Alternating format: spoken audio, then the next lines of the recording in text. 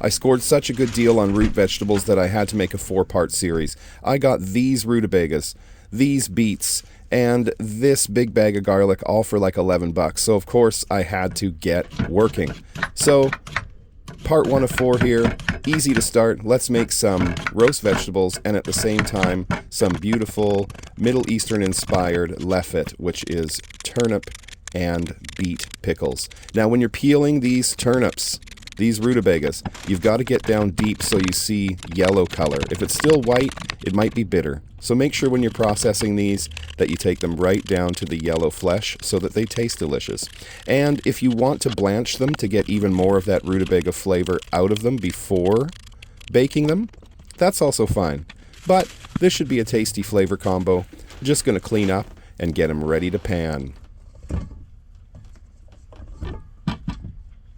Now, I made sure that I had enough beets just to fill that bowl so I didn't overdo it. And same thing, let's just process those beets. And while I did that, I put aside the amount of beets and rutabagas that I need for my pickles. That's what's up in that clear jar above it. But still going on the prep for the roast vegetables, because once we clean this up and get them going, we'll start the pickles.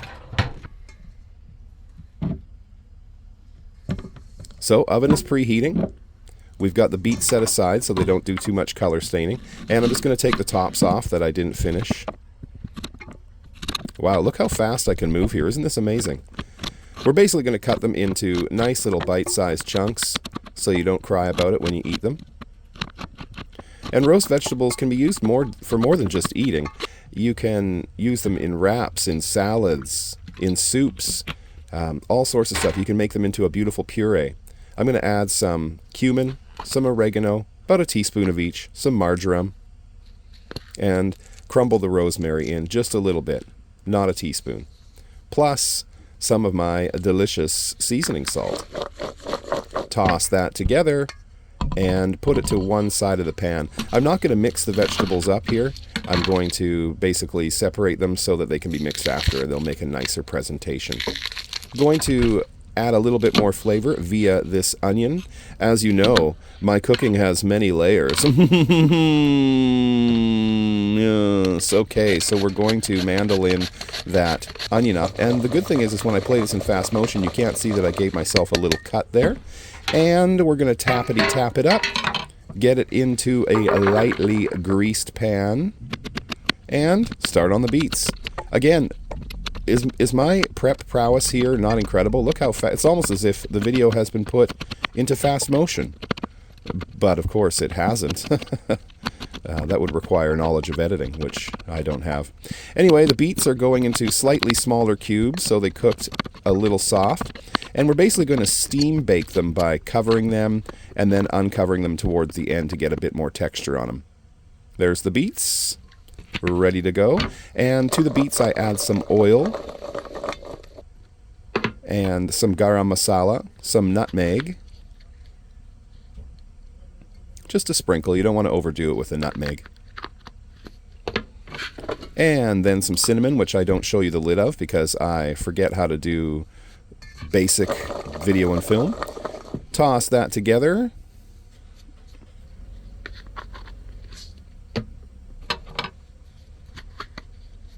Oh, and I finished off here with just a little bit of allspice.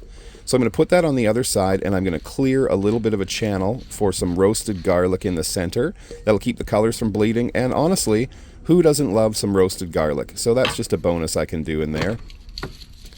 Now, I'm going to cut the tops off, as you can see here, and the little bits of garlic cloves that are left in the top will actually help my pickles, so I won't need to do separate garlic peeling for the pickles. So I'm getting all of these ready for roasting, and then I'm reserving those little garlic bits here. I'm going to arrange those in, get them ready for roasting, drizzle them with oil, salt them a little bit, and get out my tin foil here because it is time to steam bake these little babies in the hopefully hot oven inside of a tiny motorhome.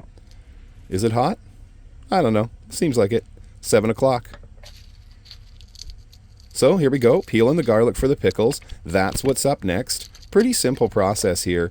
Basically just peeling the garlic, cutting the rutabaga and the beets into nice pickle-sized little strips, and making a brine that we pour over them in a jar. These are a fermented type of pickle, so I'm just getting started here with the turnip, aka rutabaga. And as you can see, I'm using the mandolin to kind of make thin slices and then kind of making like French fry shapes. Thin pieces will ferment and pickle quicker.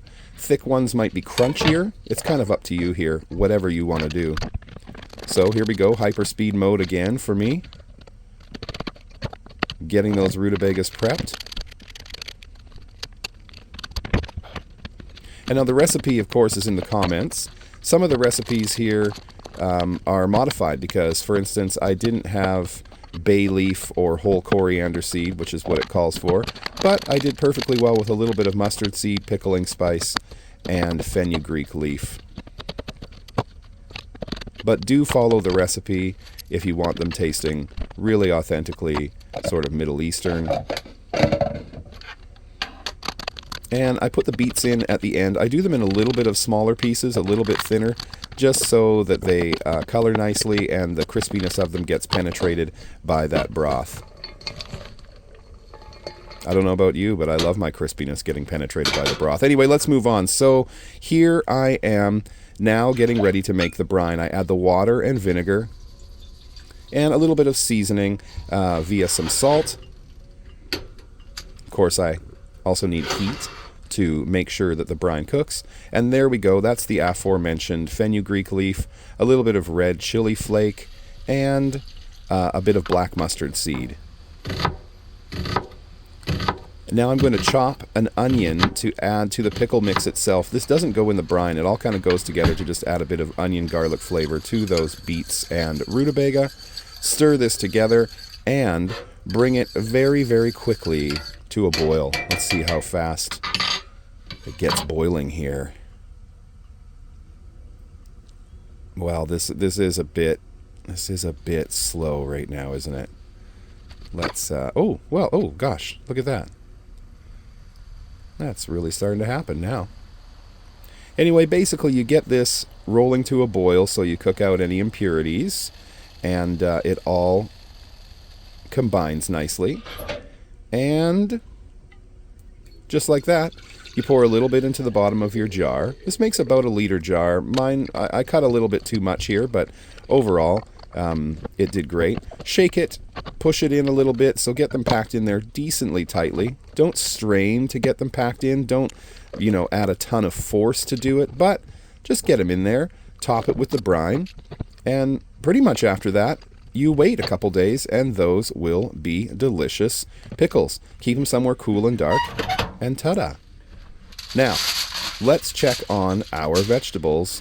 Looking pretty good here. Now it's time to take the foil off and finish them off in the oven, just like that. Turn the heat up, get them broiling a little bit, and presto changeo, they are finished. Roast garlic, rutabaga, and beets, ready to eat in wraps, in salads, all sorts of stuff. So that's part 1 of 4. Do you want to see what I did with the rest? Come on back. For Vegan Everywhere, I'm David.